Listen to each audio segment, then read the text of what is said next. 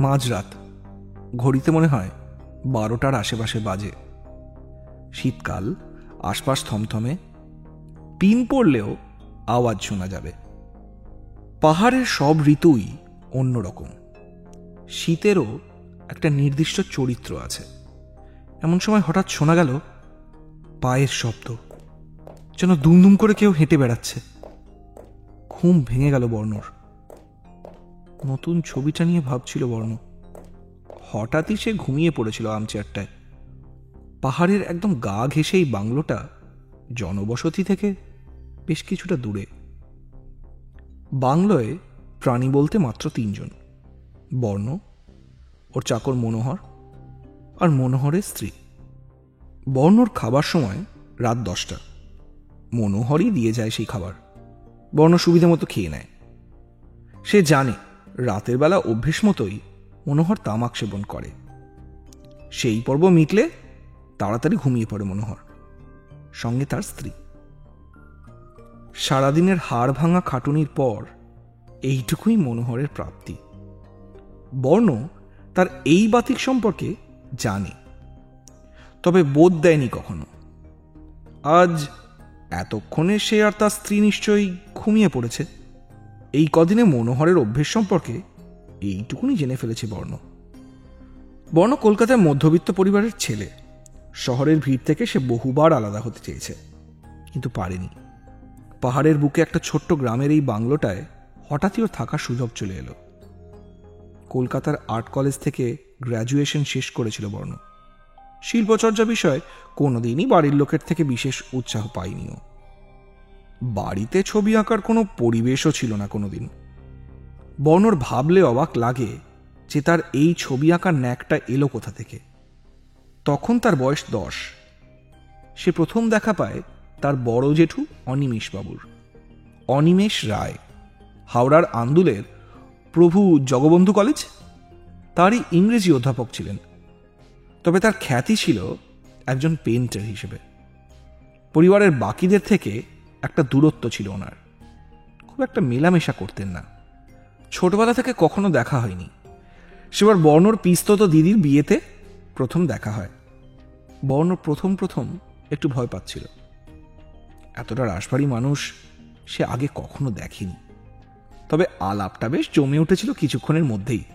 বর্ণ ওনাকে নিজের ছবি আঁকার শখের কথা বলে। তিনি বেশ খুশি হন। যাওয়ার সময় বর্ণকে এক গোছা তুলি কিনে দিয়ে যান। বর্ণ জানতে পেরেছিল যে কিছুদিন পরেই একাডেমিতে তার আঁকার ছবির এক্সিবিশন আছে। এর আগে কখনো কোনো আর্ট এক্সিবিশন দেখেনি বর্ণ। অনেক জেদ আর কান্নাকাটির পর বাবা তাকে সেখানে নিয়ে যায়। সেখানে অনেক ভিড়। বর্ণর মনে আছে কত স্যুটবুট পরা লোকজন ওর জেঠুর আঁকার প্রশংসা করেছিল। ওর জেঠুর মুখভঙ্গির তাতে কোনো পরিবর্তন হচ্ছিল না। তিনি এইসবে খুব একটা পাত্তা দিতেন না। বর্ণর মনে আছে তিনি ঘরের এক কোণে চুপ করে বসেছিলেন। অনিমেষবাবুর এই স্মৃতিটুকুই বর্ণর সব থেকে স্পষ্টভাবে মনে আছে। এই বাংলোটা অনিমেষবাবুর।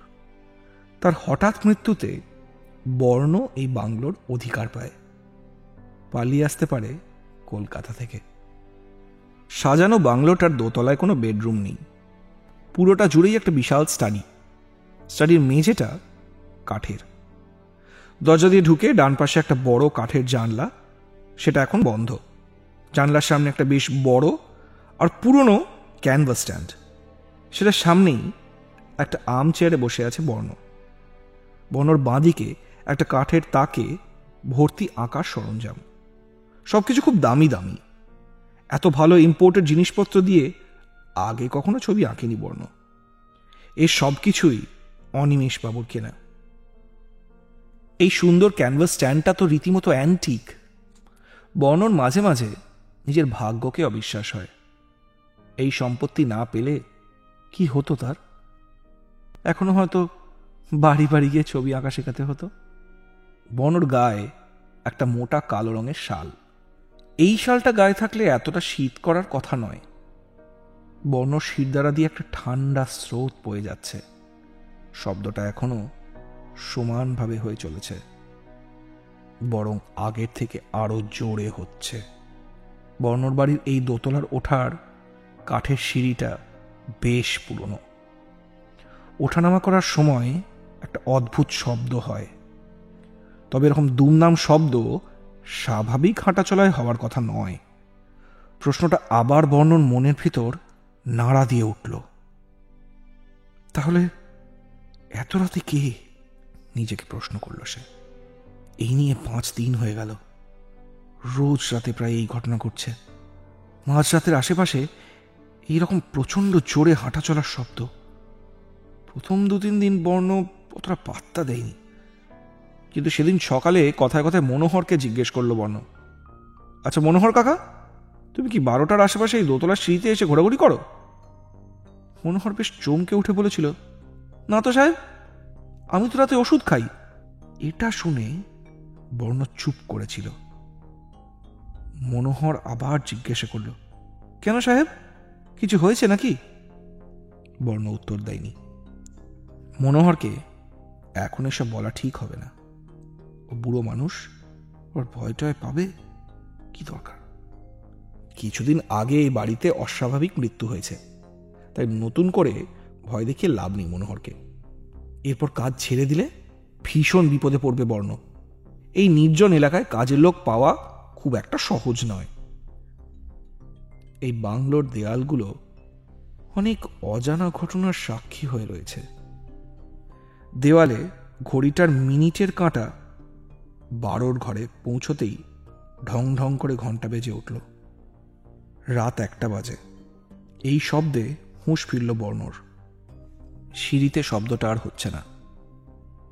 তাহলে কি কোনো চোর এসেছিল? মনে মনে জিজ্ঞাসা করল বর্ণ। সে উঠল দেখব বলে ধীর পদক্ষেপে বড় দরজাটার দিকে এসে এগোলো, কিন্তু দরজা খুলে সে একরকম অন্ধকার ছাড়া আর কিছুই দেখতে পেল না। বর্ণ একভাবে তাকিয়ে রইল অন্ধকারের দিকে। করিডোরটা একদম নিস্তব্ধ। কোনো অজানা ভয় আষ্টে পৃষ্ঠে জড়িয়ে ধরল বর্ণকে।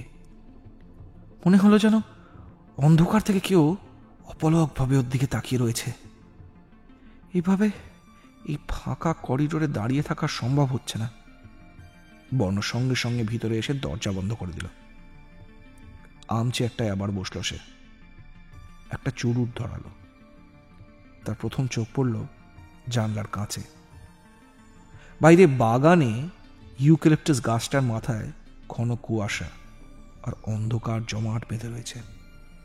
বর্ণর মনে হলো এটা কোনো গাছ হতেই পারে না। একটা ছায়ামূর্তি যেন ওর দিকেই তাকিয়ে রয়েছে। এই রাতে এখন সব কিছুই যেন ভয়ঙ্কর লাগছে ওর। বর্ণ জানলা থেকে চোখ সরিয়ে নিল।